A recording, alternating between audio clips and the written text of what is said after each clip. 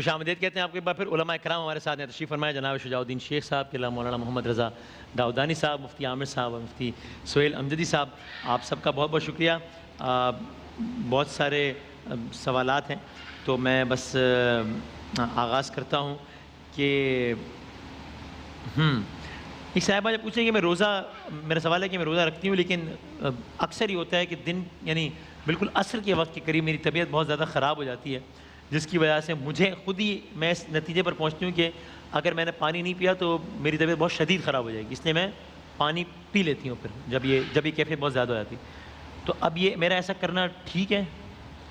بسم اللہ الرحمن الرحیم. اللہم صلی علی سیدنا و مولانا محمد وعلی آلہ و اصحابہ وبارک وسلم.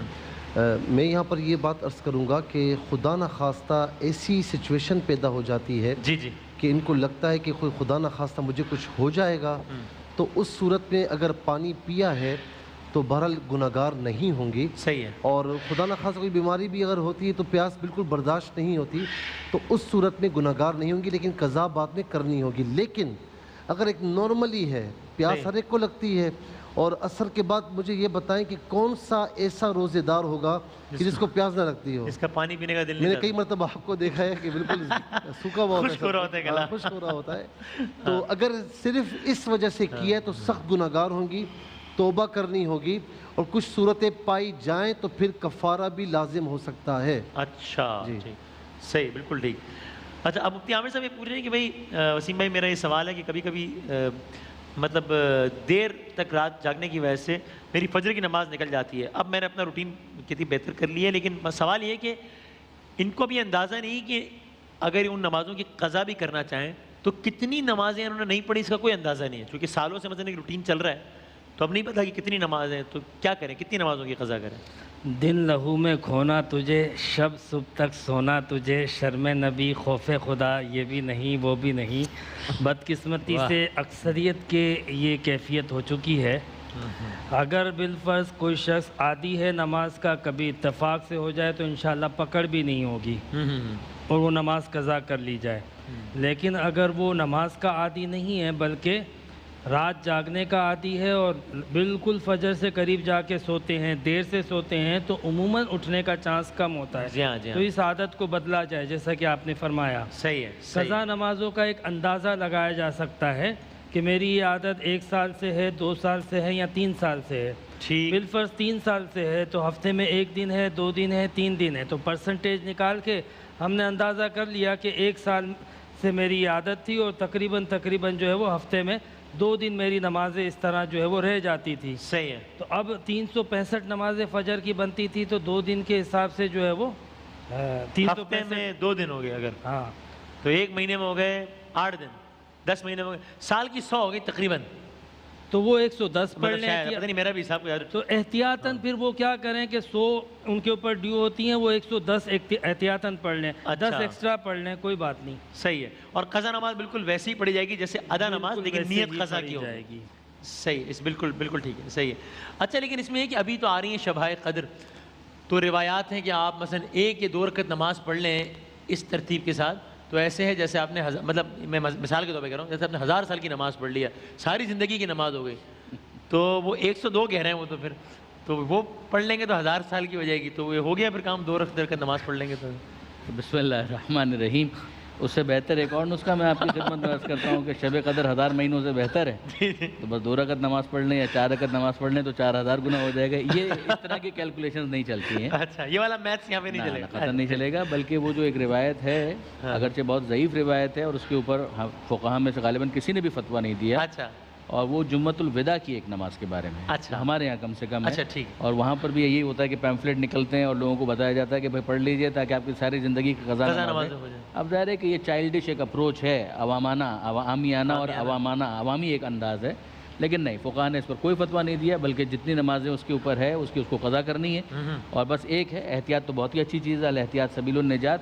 لیکن جو فقہی ذمہ داری ہے اس کے حوالے سے فقہا یہی کہتے ہیں کہ جتنی نمازوں کے بارے میں اس کو یقین ہے, یعنی اگر میں اس سے سوال کروں کہ بھائی آپ کی کتنی نمازیں قضا ہوئی ہوں گی, وہ کہیں کہ شاید 500 کا کریں, یہ نہیں, کم کریں 400, نہیں یہ بھی کنفرم نہیں. 300 کہاں اتنی تو ہوگی, اب بڑھائیے 305 310 جہاں پر وہ کہے کہ ہاں اتنی تو یقینی ہے, اس کے آگے مجھے شک ہے. صحیح ہے. تو جو مشکوک نمازیں ہیں وہ اگر پڑھے تو بہت اچھا ہے, لیکن وہ اس کی ذمہ داری نہیں بنے گی.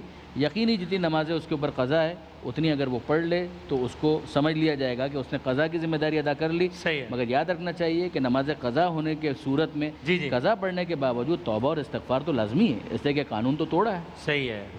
تو اس میں لیکن یہ کہ اب اگر کوئی شخص ہے, مفتی صاحب بتائیے گا پھر میں آپ سے بات ہوں, کہ اگر کوئی شخص ہے اس کی 12 سالوں کی نماز قضا ہے اور 5 وقت کی قضا ہے, ایسے ہوتے ہیں لوگ کہ نہیں پڑھے پھر اس کے بعد رغبت ہو گئی, تو وہ تو آدمی اس ٹینشن میں ہے کہ اب 12 سال کی نمازیں روزانہ 5, تو یہ تو کب شروع کروں گا, کب یہ کیا ہوگا, پتہ نہیں کب ہوگا. اس میں یہ ہے جیسے قبلہ مفتی صاحب نے بھی فرمایا, علامہ صاحب نے بھی فرمایا, بات یہ کہ جو مثال کے طور پر 12 سال کی ساری نمازیں قضا ہیں. جی اللہ نہ کرے. اس کا بہترین طریقہ یہ ہے, اچھا قضا نماز آپ کسی وقت بھی پڑھ سکتے ہیں. جی ہاں, اس کے لیے کوئی ٹائمنگ سے ہاں, ایسا نہیں کہ فجر کی نماز فجر میں پڑھنی. صحیح. تو مطلب کسی وقت پڑھ سکتے. دوسرا یہ کہ یہ نیت کر لیں, مثال کے طور پر فجر کی نماز آپ پڑھیں تو سب سے پہلے جو میری فجر کی نماز قضا ہوئی میں اس کی نیت کرتا ہوں, پھر اس کے بعد اسی طریقے سے ہر نماز میں کریں. اور دوسرا یہ کہ نماز میں جب قضا کریں گے اس میں سنتیں نہیں پڑھیں گے, صرف فرائض اور جو واجبات یعنی وطر پڑھیں گے. ٹھیک ہے. اچھا اس میں یہ بھی ہے کہ آپ 3 مرتبہ سبحان ربی العظیم کہتے ہیں, سبحان ربی الاعلیٰ 3 مرتبہ, اس میں 1 مرتبہ بھی پڑھ لیں تو چل جائے گا. اور اسی طریقے سے تحیات کے بعد اللہم صلی علی محمد وعلی آل محمد پڑھ کے سلام پھیر لیں. بالفرض خدا نہ خواستہ کسی نے نیت کر لی, ابھی آغاز ہی کیا تھا اور اس کا انتقال ہو گیا, تو انما الاعمال بالنیات, اللہ تعالیٰ بخشنے والا ہے. اور دوسری بات میں کہوں گا شب قدر کے حوالے سے, جمعۃ الوداع کے حوالے سے, اے خدا کے واسطے شب قدر کو تو چھوڑ دو, جمعۃ الوداع کو تو چھوڑ دو, کہ جتنی ہو قضا ایک ہی سجدے میں ادا ہو. یہ ضعیف روایت بھی نہیں ہے, یہ موضوع ہے. صحیح, ٹھیک, بالکل. اب یہ تو ایک اسپیسیفک بات ہو گئی نا. جنرلی اسپیکنگ اکثر ایسا ہوتا ہے کہ ہم نے کوئی کام اتنے تواتر کے ساتھ غلط کیے ہوتے ہیں کہ پھر جب سوچتے بھی ہیں کہ اب اس کی اصلاح کا آغاز کریں تو ہم سوچتے ہیں یار معاملہ اتنا بگڑا ہوا ہے کہ یہ تو مطلب شروع بھی کریں گے تو پتہ نہیں کب شروع ہوگا کب ختم ہوگا, پریکٹیکل بھی ہے نہیں ہے.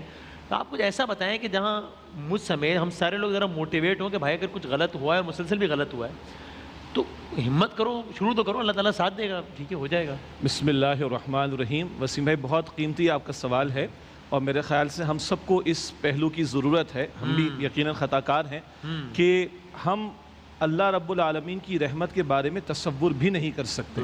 حدیث مسلم شریف کی اللہ سبحانہ وتعالیٰ نے اپنی رحمت کے 100 حصے فرمائے, ایک دیا مخلوق کو. اور مخلوق صرف انسان نہیں بلکہ ایک گھوڑی بھی جب وہ حاملہ ہوتی ہے تو احتیاط سے قدم رکھتی کہ اس کے رحم میں موجود بچے کو تکلیف نہ پہنچے. یہ ساری مخلوقات میں جو شفقت و محبت ہے یہ اللہ کی رحمت کے 100 میں سے ایک حصہ ہے. تو 99 حصے جس رب کے پاس ہوں گے ہم اس کی رحمت کا تصور نہیں کر سکتے. غلط کس سے نہیں ہو جاتا؟ اللہ کے رسول علیہ السلام فرماتے سارے کے سارے بنی آدم خطا کار ہیں, لیکن بہترین خطا کار کون ہے؟ جو توبہ کر لیتے ہیں. اور اللہ کے پیغمبر علیہ السلام فرماتے ہیں کہ گناہ سے توبہ کرنے والا ایسا ہے گویا اس نے گناہ کیا ہی نہ ہو. کل ایک آیت کریمہ کا حوالہ علامہ صاحب دے رہے تھے, سورہ فرقان میں جو ذکر آیا, اللہ فرماتا ہے فَأُولَٰئِكَ يُبَدِّلُ اللَّهُ السَّيِّئَاتِهِمْ حَسَنَاتٍ. بندہ سچی توبہ کرے اور رجوع کر لے اللہ کی طرف. یہ رجوع کیا ہے؟ پلٹ آنا اللہ کی طرف. تو اللہ گناہوں کو معاف ہی نہیں فرمائے گا بلکہ اس کے گناہوں کو نیکیوں میں بدل دے گا. تو یہ نہ سوچے کہ مجھ سے گناہ بہت ہو گئے, وہ اللہ کی رحمت ہے ہی اسی لیے کہ وہ گناہگاروں کو معاف فرمانا چاہتا ہے. تو ہم ہمت پکڑیں, اللہ کی رحمت سے امید رکھیں. قرآن کی سب سے امید افزا آیت ہے سورہ زمر کی آیت نمبر 53, لا تقنطوا من رحمت اللہ, اللہ کی رحمت سے مایوس نہ ہونا. ان اللہ یغفر الذنوب جميعا, اللہ چاہے تو سارے گناہوں کو معاف فرما دے. انہ هو الغفور الرحیم, بے شک وہ بہت بخشنے والا رحم فرمانے والا. اگلی آیت میں جو آپ نے سوال اٹھایا, وَأَنِيبُوا إِلَىٰ رَبِّكُمْ, اب لوٹ تو آؤ اپنے رب کی طرف. نمازیں چھوٹ گئی تھی, ارے کم سے کم یہ سوال تو ہو رہا ہے نماز ادا کرنے کے بارے میں, اس کو اپریشیٹ کیا جائے. شروع کر لو جیسے مفتی صاحب نے فرمایا, نیت اچھی ہے, آج اس سے شروع کی, شام میں انتقال کر گیا, اللہ کی ذات سے امید ہے کہ اللہ تعالیٰ معاف فرمائے گا. اللہ کی رحمت بہت وسیع ہے, اس پر نگاہ رکھ کے اصلاح کی طرف قدم بڑھائیں, اللہ انشاءاللہ رحمت فرمائے. سبحان اللہ, سبحان اللہ, کیا کہنا ہے.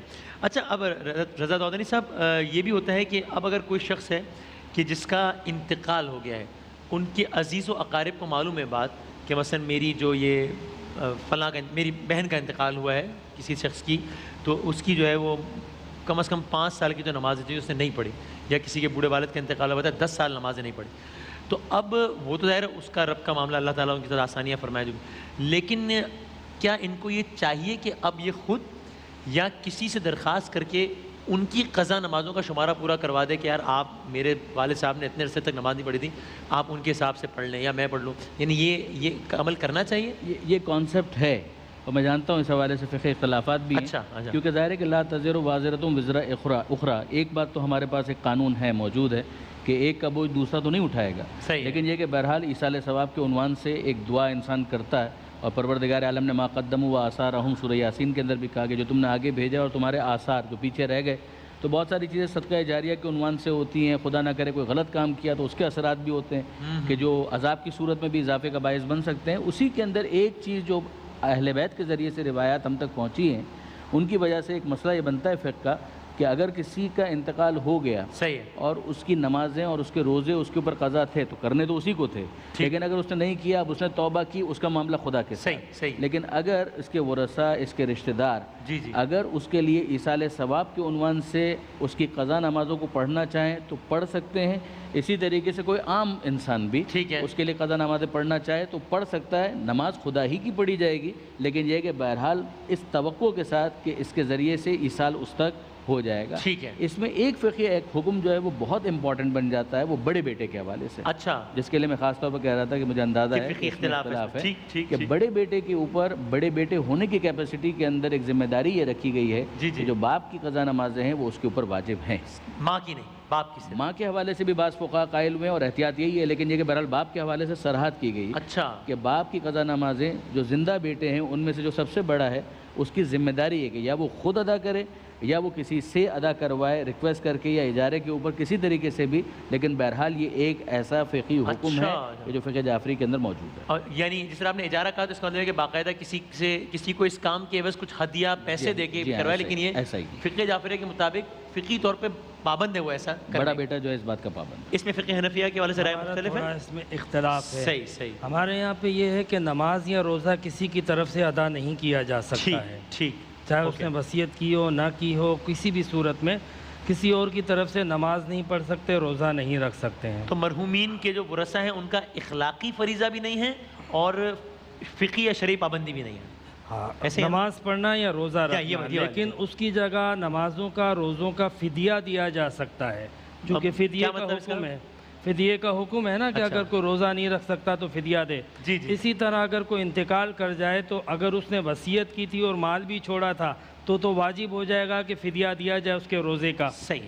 اور اگر وصیت نہیں کی تھی تو اخلاقی فریضہ ہے اولاد کے اوپر کہ وہ پھر کیا کرے کہ اس کی نمازوں کا فدیہ, اس کے روزوں کا فدیہ دے. اور جس طرح ایک صدقہ فطر ہوتا ہے نا, بالکل وہی فدیہ ایک نماز کا ہوتا ہے, تو دن میں 5 نمازوں کے 5 فدیے ہو جائیں گے. اس طرح عمر بھر فدیہ کتنا ہوگا مفتی صاحب؟ ایک صدقہ فطر ایک نماز کا فدیہ ہوتا ہے. یعنی اس کی کوانٹٹی کیسی؟ 100 روپے سمجھ لیں آپ تقریباً آج کل کے حساب سے. مثلا ایک نماز کی 100 روپے ہو گئے تقریباً. مثال کے طور پر اگر نماز پنجگانہ ہے تو پھر دن کے 500 روپے ہو گئے. بالکل ایسا ہی ہو گیا. اچھا, اور یہ دینا اچھی بات ہے یا فرض ہے؟ اچھی بات ہے. فقہاء کرام نے کہا کہ امید کی جا سکتی ہے کہ اللہ تبارک و تعالیٰ اس سے مرحوم کی مغفرت فرما دے گا. اس کے علاوہ ایصال ثواب کے لیے جو بھی نفلی کام کرے وہ اپنی جگہ پر, لیکن اس کا اخلاقی فرض ہے, شرعی طور پہ پابند نہیں ہے کرنے کا. جی ہاں بالکل. آپ وطر کے حوالے سے فرما رہے تھے قبلہ؟ جی 5 نمازیں بھی ہوں گی جس طرح قبلہ مفتی صاحب نے فرمایا, اور وطر بھی چونکہ واجب ہیں تو یوں سمجھ لیں کہ 6 نمازوں کا دن میں اس کو فدیہ ادا کرنا ہے. ٹھیک ہے, ان کے گھر والوں میں سے جو بھی یہ کام کرنا چاہے. ٹھیک, بالکل صحیح.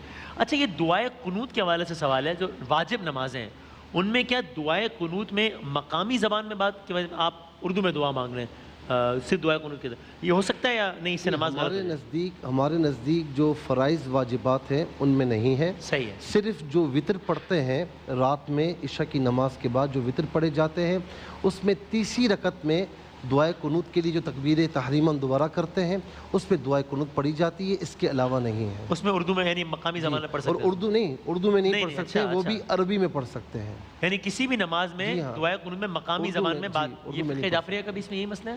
گزارش یہ کہ جو واجب نمازیں ہیں اس میں بھی قنوت مستحب قرار دیا گیا, اور دوسری رکعت میں رکوع سے پہلے قنوت کی تاکید آئی ہے کہ انسان مستحب نماز ہو یا واجب نماز ہو, دوسری رکعت میں رکوع سے پہلے قنوت پڑھے اور اس قنوت میں اسے پھر اس بات کی بھی اجازت ہے کہ وہ اپنی زبان میں بھی دعا مانگ سکتا ہے.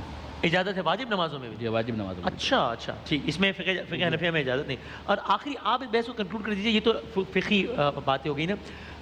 عام طور پہ جب انسان دعا مانگے تو کیا کچھ اس میں آپ کی رائے میں کوئی ریکمنڈیشن ہے؟ کہ ایک ہے کہ مثلا میں دعا کی ایک کتاب اٹھا لوں کہ جس میں جو عربی میں دعا ہو، بڑا زبردست کلام اور سارا ہو، لیکن اس میں یہ کہ میں جب پڑھ رہا ہوں گا تو مجھے شاید پتہ نہ ہو کہ میں کیا کہہ رہا ہوں. اور ایک ہوتا ہے نا آپ اللہ تعالیٰ بیٹھ کے آپ دل کی بات کرتے ہیں، راز و نیاز کی، اللہ تعالیٰ شکوہ کرتے ہیں، اپنی کوتاہیوں کا اعتراف کرتے ہیں. شکوہ تو خیر کیا کریں گے ہم گناہ کا. تو اس میں سے کوئی ایک ایسا طریقہ ہے کہ جو آپ کہیں کہ ہاں یہ زیادہ ریکمینڈڈ ہے؟ اصل میں اس کے بہت سارے اسپیکٹس ہو سکتے ہیں.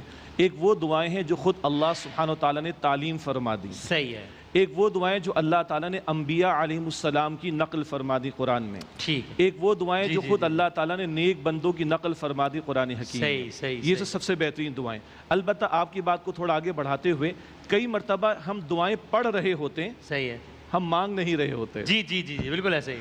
تو بہتر تیزی ہے، سے پڑھ رہے ہیں، پتہ نہیں ہے کیا انڈرسٹینڈنگ نہیں ہے نا. صحیح. جی تو بہتر ہے کہ ان مقامات کا ترجمہ بھی ہم یاد کر لیں، صحیح. تاکہ جب میں دعا کے لیے ہاتھ اٹھاؤں تو میں پڑھ نہ رہا ہوں بلکہ مانگ رہا ہوں. اور اگر امام صاحب بھی، اچھا آپ دلچسپ بات دیکھیں، جب ہمارے مساجد میں امام صاحب عربی میں دعا کراتے ہیں نا تو مفتی حضرات موجود ہیں، آواز آتی آمین، اب بڑی ہلکی ہلکی آمین. جیسے امام صاحب اردو میں دعا شروع کرتے ہیں آمین آمین، اس کا مطلب ہے کہ اب مجھے انڈرسٹینڈنگ ہو رہی. تو ان مقامات جو قرآن میں دعائیں بتائی گئی ہیں ان کا ترجمہ بھی یاد کر لیں. اسی طرح اللہ کے پیارے پیغمبر علیہ السلام نے جو دعائیں ہمیں سکھائیں وہ اہم ترین دعائیں ہیں، ان کو اپنے معمولات میں داخل رکھیں.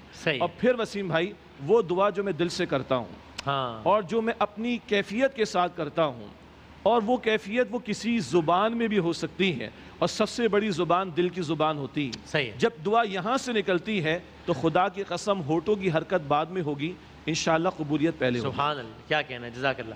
ایک وقفہ لیتے ہیں. کل میں گزارش کروں گا کہ ابتدا یہاں سے کر لیں کہ جس طرح آپ نے کچھ دعاؤں کے بھی حوالے دیے نا کہ جو اللہ تعالیٰ نے بتائی ہیں یا ان کے سرکار دو عالم صلی اللہ علیہ وآلہ وسلم نے یا انبیاء علیہ السلام، آپ ایک ایک دعا ذرا کل اس سیگمنٹ کے آغاز میں بتا دیجیے گا تاکہ لوگ، تو آپ کل ہمارے ساتھ رہے گا تو علماء کرام کل کے سیگمنٹ میں ایک ایک دعا کہ یہ دعا اللہ تعالیٰ نے اس کی تاکید ہے، جو سرکار دو عالم کیس سے منسوب ہے، تاکہ وہ عربی دعائیں بھی پھر ہم کوشش کریں کہ ہم وہ بھی یاد کر سکیں تراجم کے ساتھ انشاءاللہ. بالکل ٹھیک. ایک وقفہ لیتے ہیں انشاءاللہ، اس کے بعد دوبارہ حاضر ہوتے ہیں.